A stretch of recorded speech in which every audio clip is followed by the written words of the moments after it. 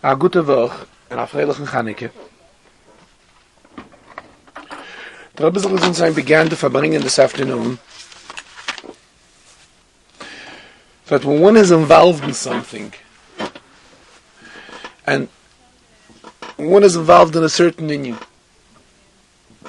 and another inyan is brought to his attention, he's immediately searching how he can find a parallel between these two inyanim. The same being that a Yid is always involved in a hakeloi bechol yom sheyovei, always constantly hoping that Mashiach will come and take us out of Golus. And now that when we are entering Chanukah, we are searching how do we find something equal in Chanukah as well. And the truth is, when we celebrate Chanukah, which Chanukah stands for the Nes, the miracle which HaKadosh Baruch Hu made with the oil, with the menorah and the Beis HaMikdash, so this right away strengthens our yearning, giving yet more that we should be able to kindle the third menorah in the third Beis HaMikdash, and that will be when we will have the complete Geula through Mashiach Tzidkeinu.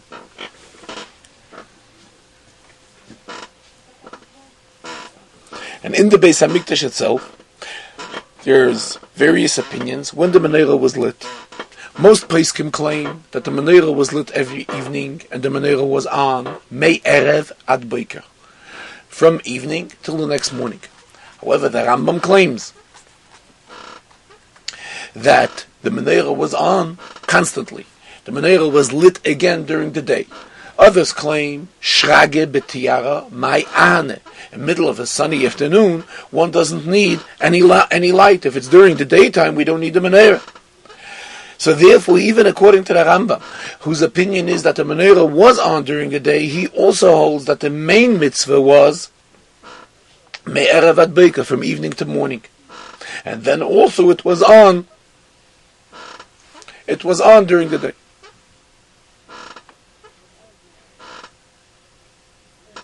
This inyan of constantly hoping for the coming of Mashiach, even though we do not say it constantly, we only mentioned it during the Shemona Esrei when we daven, when we say Semach David Avdecha Meheras Hatzmiach, or we say V'sech Zeno Eineinu B'Shuvcha L'Tzion Berachamim, which is we say 3 times a day in every Shemona Esrei, and in Shabbos that we have 4 tefillos, we say it 4 times. But nonetheless, we find in Torah that an inyan which is done once or twice a day, still we refer to it as it is a constant, ongoing thing. As we find in the Torah regarding the menorah. Regarding the menorah, the Torah uses the expression lahalois neir tomid. Tomid meaning constantly. Furthermore, even regarding the korban tomid, which this is a korban which was brought daily in the Beis HaMikdash, in the morning and in the evening. The Gemara tells us in Masechta Pesachim that it would take an hour, the process of the korban tamid, which means that 2 hours a day they were occupied with the korban tamid, an hour in the morning, an hour in the afternoon. And nonetheless, it is called tamid, constant, being that it was done every day, and it had an effect on the entire day. And when something has an effect on the entire day, that is when it is called tamid. And the same regarding the entire concept of Torah mitzvahs. There are certain mitzvahs which we only do them, mitzvahs shazman grama, we only do it at certain times. But nonetheless, they leave an effect on the entire year, even though we commit them and we do them in a limited time. Why?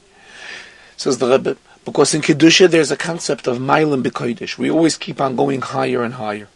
So if we are to say that we did something, and later there is no continuity to what we did, and what we're doing further is another inyan, then what happens with the first inyan? The first inyan has no continuity and no elevation in Kedusha. How can that be?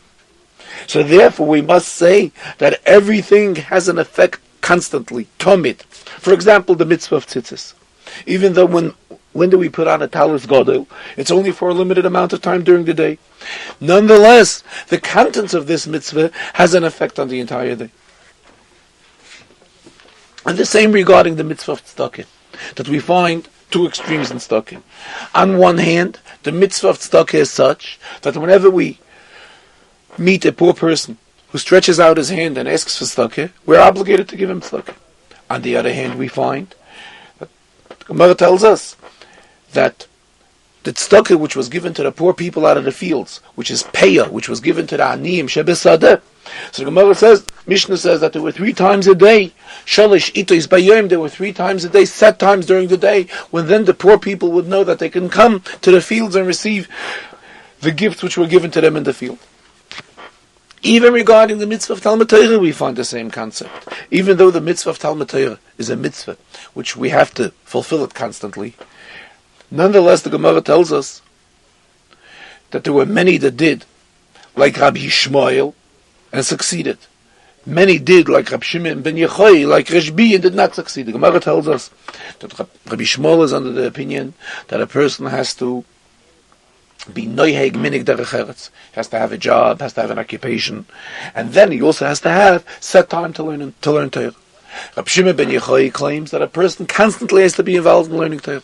So the Gemara says there were many that did like Rabbi Yishmael, and they were successful. This is a pattern which most people can follow. However, the pattern, of Reshbi, this cannot be followed by everyone.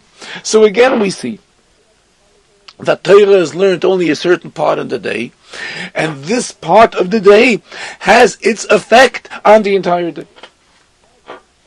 The same, getting back to the mitzvah of Chanukah licht, is also that way. On one hand, when do we light the Chanukah candles? Only for a certain amount of time, half an hour during the week, or an hour on Shabbos, but not longer. And definitely not when a person is asleep. Then he does not even feel what's going on around him. And a person is supposed to be sleeping al pi Torah, because al pi Torah is supposed to have strength to be able to serve HaKadosh Baruch Hu the next day, b'chol levavcha, v'chol nafshecha, v'chol miyadecha. And then he's definitely not lighting Chanukah candles. Nonetheless, we say that the lighting, the kindling of the Chanukah candles is an inyan of tamid, and it has an effect on him, on the entire meisleis, on the entire day. The Gemara uses the expression harogil b'neir, the one who's used to kindling neiros, which means the neiros of Shabbos and the neiros of Chanukah. Says the Gemara, he is rewarded with having children Talmidei Chachamim. Rashi explains the explanation, because the pasuk says, Neir mitzvah v'toira oyer. So through the Neir mitzvah of Shabbos and Chanukah, one comes to the light of Torah, that he's rewarded with having children Talmidei Chachamim. So again, we're talking about inyanim which are permanent inyanim. Because the inyan of Torah and mitzvahs is something which is constant and permanent. Ani nivreisi l'shamish eskoini, as long as a person is in existence, and let him be in existence for 120 years. What is his goal in life? L'shamish eskoini, to serve his master. So what do we see? That through kindling Chanukah licht at a limited time, this lights and shines for the entire day, to the extent that this leads to such a general reward, that he's rewarded with having b'nin Talmidei Chachamim, children that are learning Torah. Talmidei Chachamim. And in Neir Chanukah itself, it is stressed the concept of Neir mitzvah v'toira oyer. A Neir and an oyer. As we see it simply, that how do we fulfill this mitzvah? When it's a shining dike mitzvah, to the extent that it brings lichtigkeit to all the people in the house, and has an effect.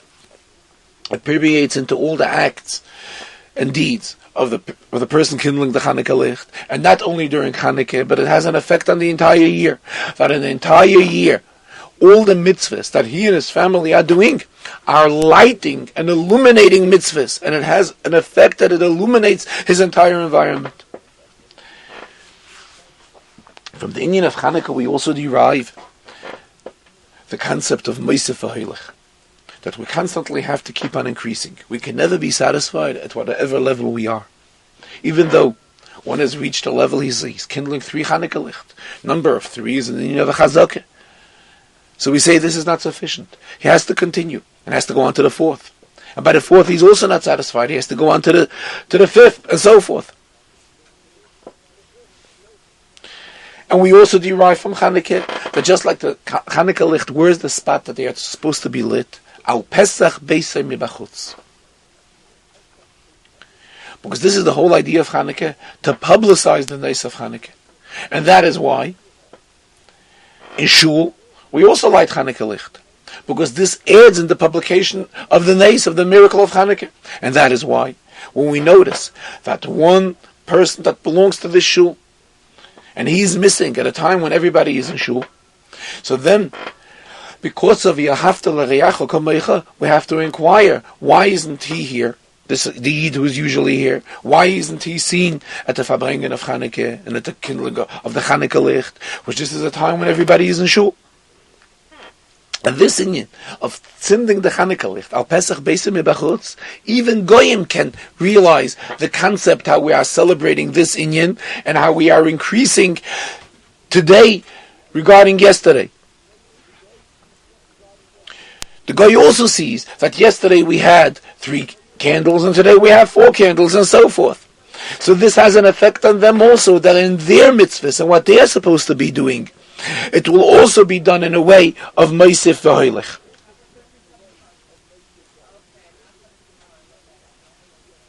And this is the whole idea of Chanukah, that Chanukah has a constant effect on us. And the same thing, the idea of hoping and yearning for the coming of Mashiach,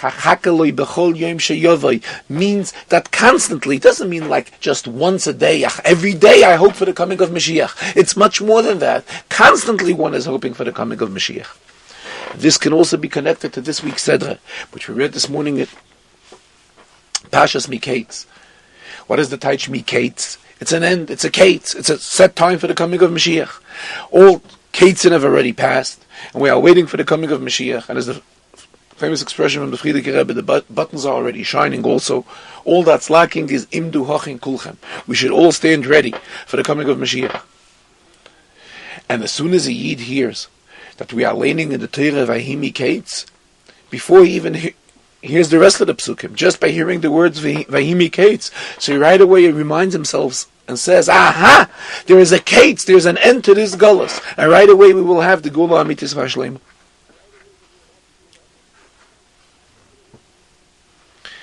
The fact that we are now in the 4th day of Chanukah, we find that the Machni Yisrael, the camp to which the Yidden were in when the Yidden were traveling on their way out of Mitzrayim, on their way through the Midbar towards Eretz Yisrael, was also in a way that they had 4 flags to all 4 sides. What does this mean? That Yidden are protected from all sides and from all angles, just like a Schlossman has 4 sides. The same way, Yidden are protected from all sides and from all angles. And this is the specialty of the idea of number 4, which is the 4th day of Chanukah, which we are in today. This idea of the protection of Yidden is expressed in the Lashon HaKosav, Machse mizerem umimoter, a protection from all types of weathers, from storms and from rain. So the Rebbe, this can also be related to what Chassidus explains. What is zerem? Zerem equals 247. Motor equals 249. What do we say? That a Yid is protected from zerem and from motor. In other words, we have to do mitzvahs, we have to do exactly what we are told to do. Not to decrease and not to add on. There are 248 mitzvahs asay. Don't add and don't take off. And by fulfilling the mitzvahs, in the limitations the way each mitzvah is given. However, when the Yid does them properly, being that every Yid has a neshama within him, and this neshama is a part of Getlachkeit, this neshama is a chelik alakami mal mamish, so this leads to it that he reaches above all limitations, above all medidas v'hagbalas.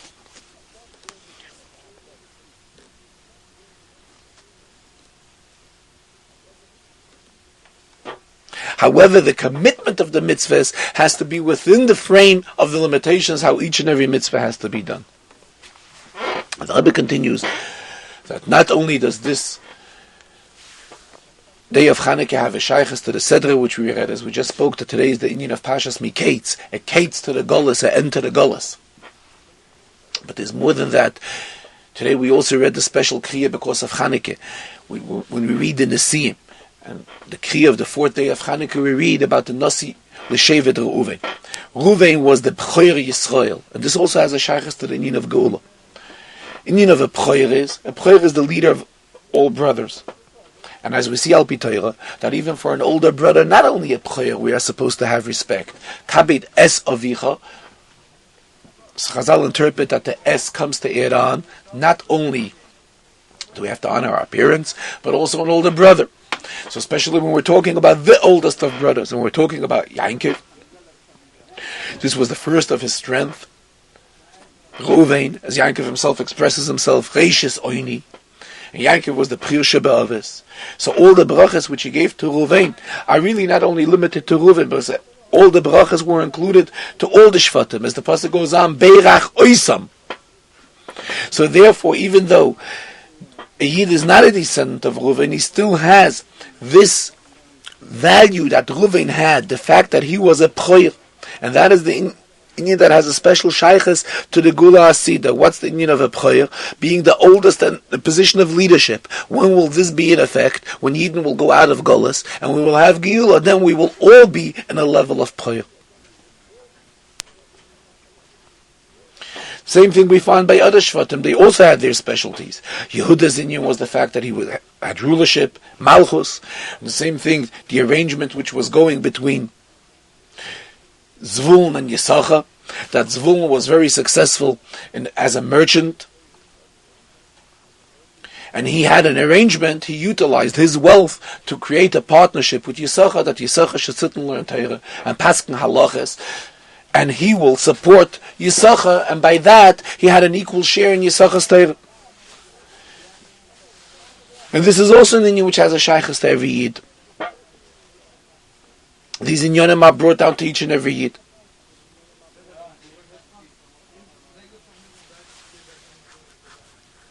And this is the lesson which we can derive from Neiras Chanukah, that we constantly have to be moisef ha'helach in learning of Torah. In learning of Torah, we can also go deeper and deeper. Torah is endless. Torah is endless, and especially when we're talking about learning Torah, in Eichus, in the quality of learning Torah, one could learn Torah deeper, deeper, and yet deeper. There's a famous story the Rebbe mentioned, that the Alter Rebbe wanted to give his grandson, the Tzemach Tzedek, he wanted to give him that he will be able to understand Torah as a gift. He wouldn't have to toil and harve in the understanding of Torah. It will be given to him as a gift. The Tzemach Tzedek refused, because he wanted to have this advantage of working hard on understanding Torah. Later the Tzemach Tzedek regretted it. Why? Being that in Torah there are that many levels, and in Torah we can keep on going in an endless way, deeper, deeper, and yet deeper. So he said, whatever the Alter Rebbe would have given him as a gift, he still would have been able to go on his own and work hard to go acquire a deeper knowledge in Torah. So we see from this that Torah can be learned and constantly deeper, deeper, and yet deeper. And this is also what we read in today's Seder of Miketz. So we say Miketz, the constant of Miketz means a limitation, a set time. It says the Rebbe Miketz. Inyan of limitations, this is something which is Vayihi, that past, that remains in the dream. However, now we are supposed to go out of any type of limitation. And this is what we find regarding Yosef, which we read here. Out of prison, he wasn't Beis HaAsurim, he was a prisoner. From prison he went and became a king. Says the Rebbe, the same is each and every Yid's Neshameh is also in a prison. It's in a prison which is Asirei HaMelech. It's a prison which HaKadosh Baruch Hu created this prison. However, out of this prison, which is the Guf, every Yid can come to a level that he can become a ruler. He can go out of all types of limitations and reach the highest heights by learning Torah. Yogaita u'motzasa. If we toil, if we work hard for the learning of Torah, then we will find results. Says the Rebbe, what kind of an expression is motzasa? Expression in Chazal should have been Yogaita. If you put in a lot of work and a lot of effort, so then what happens is Yodaita. Then we will know. We will know in response to the investments which we put in. So the Rebbe, no. Yagaita, if we put in hard work and hard effort, then we are rewarded with a bitzia. Bitzia means when one finds something unexpectedly. In other words, the reward will be such that our knowledge will be at a much higher level in retrospect than to what we invested in the yegia, in the haravanya, in the yegia, in the toil which we put in. We will be rewarded at a much higher level.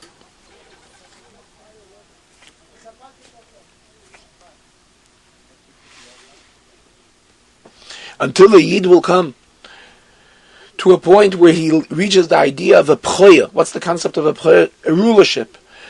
And even while being in a strange land, he's also a ruler over it. And this is what Chazal say, Azlas lekarte, halach b'nimusa. When you go to a place, act accordingly, follow the customs which the people are doing in that place. What does this mean? It doesn't mean that he should start acting the customs which this strange country is doing, but it means the contrary. Being that Ma'ashem etzadik gever koinanai, how does he get to this place? It's all as a mission of HaKadosh Baruch Hu.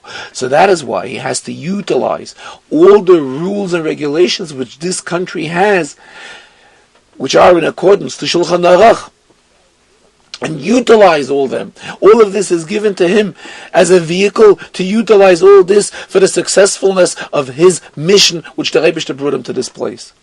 And therefore, if an attorney general comes to him and says that he's not going according to the rules of the country, then you tell him that a Yid who is following the rules of Torah cannot go against the rules of the country.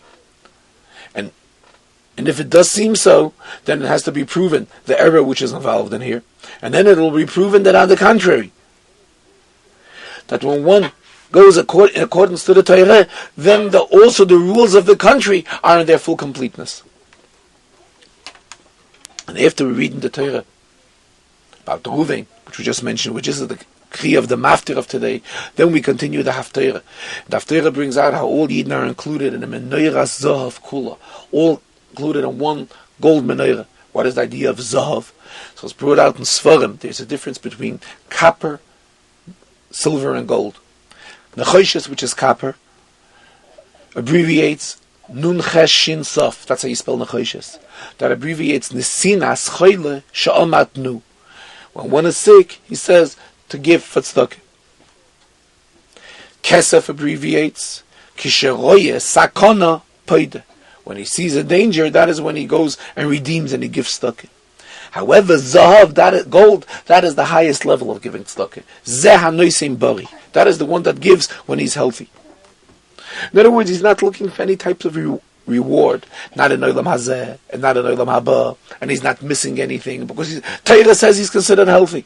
He has enough that he can spend and he can enjoy. And he is giving for tzedakah, Zeh hanoisim bari. And then HaKadosh Baruch Hu says witness on this person that he is bari, he's healthy, begashmiyas beruchnius. Here the Rebbe continued the lesson which we can derive from the fact that we are on the fourth day of Chanukah. This is an indication that the Yid always has to know that all four sides of the world are on his shoulders, and it is his responsibility. Just like when the Yidden were camping in the Midbar, they were the four flags to the four sides. And that is when they become surrounded just like a schlossmem. And especially Shevet Dan, who was the Ma'asef l'chol ha'machnos. We are told that Shevet Dan would travel last, and therefore anything that anybody lost, Dan would pick up. So what is the idea of that? That means that Dan, who is going last, it is his responsibility to see to it that no Yid remains in Golus. And this, just like we spoke before, that every Indian, every specialty that every Shevet has is shared really by all Yidden. So the same thing when we're talking about this concept. This is the responsibility of each and every Yid, to see to it that no Yid is left in Golus, and see to it how he reaches out to every Yid. And we cannot rely and say that they are Yidden, that they are hired for it, and they are Yidden, that this is their job, and they have to stand in the street.